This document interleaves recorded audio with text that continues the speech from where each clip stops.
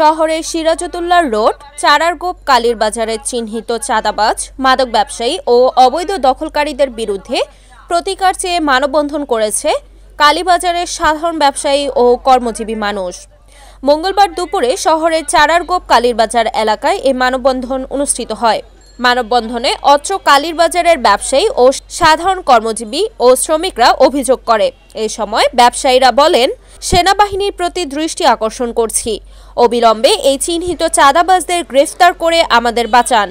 শিক্ষার্থীদের আন্দোলনের ফসল এই নতুন বাংলাদেশে আমরা চাঁদাবাজ মুক্ত সমাজ চাই। স্বাধীনভাবে ব্যবসা করে পরিবার পরিজন নিয়ে দুবেলা ডাল ভাত খেয়ে বাঁচতে চাই। আমলাবারা ওই যে সুমন ভাইয়েরা ছিল, আসার পরে তারা ভাড়া দাবি করছে। আগে যারা ক্ষমতা ছিল তারা খাইছে, এখন আমরা ক্ষমতা আমাকে দিবে।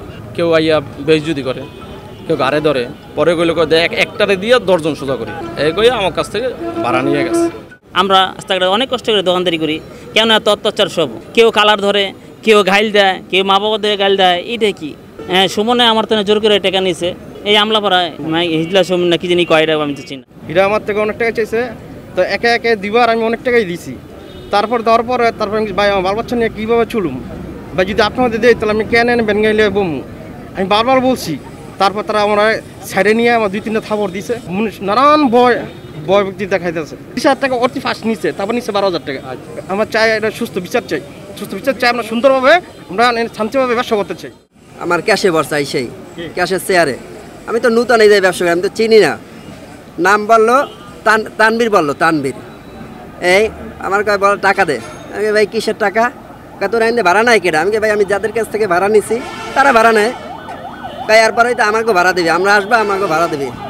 পরে কাই আন দে টাকা দিয়ে কিছু, পরে আমি 500 টাকা দিছি, সে নেয় না, টাকা দিয়ে 5,000 টাকা দেয় না। 10-12 জন এই জায়গায় আসছে লোক, মোটর সাইকেল নিয়ে আসছে এরা।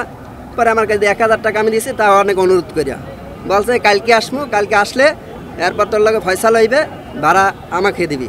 কারণ আমরা সুস্থভাবে দোকানদারি করতে চাই, এইটাই আমাকে প্রত্যাশা। রিপোর্ট সাগর খান, NAN TV, নারায়ণগঞ্জ।